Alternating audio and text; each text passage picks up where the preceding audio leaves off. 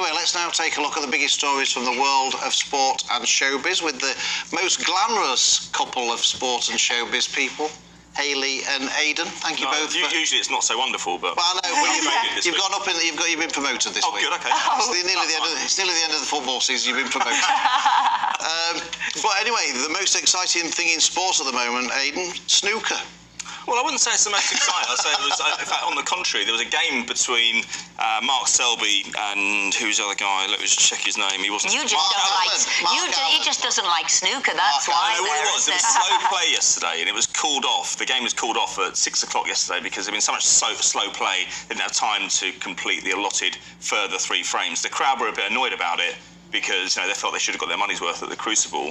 And this is a semi-final. It's meant to be like the business end of the competition. I feel that this competition has had a little bit more spotlight on it just because of the Just Stop Oil protest the week before last. But they were pulled off at 6 o'clock and they're resuming this morning. They're underway. So Stephen Hendry described it as a dark cloud over Sheffield, which I think was a little bit melodramatic. He knows what it's like. He's been in tactical battles before, and it's gone on for a long time. But there's another story in the other semi-final. Guy Jarvi, who's the number 80, world number 80. In the semi-final, he could become the youngest winner of the world title ever since Stephen Hendry, who was 21 years and 180 days. I think he might win, don't you? Yeah, he's 14-10 up at the moment. He's up against a guy called Luca Bretzel from. Well, sounding very exciting to me, that snooker. Well, I was going to say... Not just Stop the Oil there who go on and cause mayhem. Yeah, Bretzel knocked out O'Sullivan in the last round, so he's no mark, and he's launched a bit of a comeback in the last few hours. Well, snooker might send lots of people to sleep, which is a good link to pyjamas, isn't it, Hayley? Absolutely. So apparently there's been a number of stars that have been spotted in their pyjamas going to the airport and on the plane. A girl from Game of Thrones was most recently spotted. Now, for me, I think there's that line, should you really turn up to the airport in your pyjamas? Not me, because I want to get upgraded to first class, so I'm going to look my best on that occasion. Well, if you take for first class, though, you can do whatever you want. But I think if you are going to go and put your pyjamas on, get on the plane and then change into your pyjamas and then change before you get off. Phil, why are you looking like that? Well, it's a bit tight, isn't it, for getting changed on the plane? Yeah, I can't even fit in the toilet, let alone... Exactly. How about having your pyjamas under your clothes and then take your Esther. She's thought about this, hasn't she? And take your outer garments off. But you say pyjamas, hair rollers, all of these things people are now doing that you would have done in the privacy of your own home. Now it's sort of fashionable to go out. Have everyone turning up to Gatwick Airport in pyjamas? It's going to look completely random, isn't it? Those checked ones. Things have changed though. 5 years ago. What, are you going to turn up in your pyjamas? No, 5 years ago I went to the co-op in my QPR dressing gown and my slippers. What? And it was 5 years ago, but it was... That's so embarrassing. But they wouldn't serve me. They wouldn't serve me. I'm not surprised. Well, it was only 2 minutes from the door. It's outrageous. But I reckon if I went in now, it would be socially acceptable. So hang on, Aidan.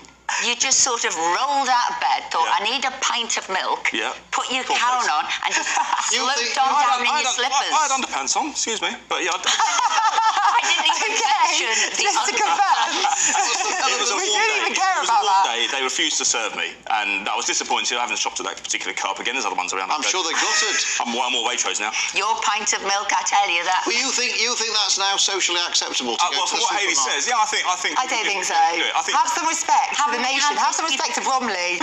Haven't we had this before with people going and dropping their kids off, though, in school wearing in their pyjamas and it's like going to the theatre in your football shirt. It's not okay. I can't work out what's worse, the dressing gown or the QPR dressing gown. I mean, I'm not sure.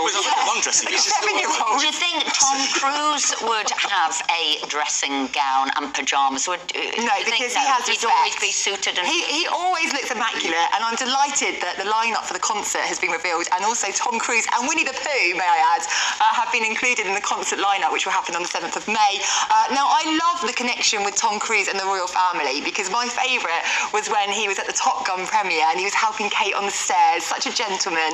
And I know he was there talking to Prince William about flying. Sort of knocked sideways, wasn't he? But they do have that flying connection. Oh, there it is. That's my favourite photo. Even if Kate is a few inches taller than Tom. Yeah, she really... I'm not sure how tall she is, actually, but maybe she's got high heels on there. Yeah, he is quite small to be. I think he's about 5'10", but actually. It's quite a long-running connection, isn't it, that Tom's got with the royal family? Yeah, absolutely. I mean, there's pictures of Kate with him at Wimbledon, and also he was pictured at Diana's funeral as well. And also, Tom Cruise, recently, before the Queen died, he had tea with her in Windsor. So it's a really lovely connection that he does have. So I think it's a real special time.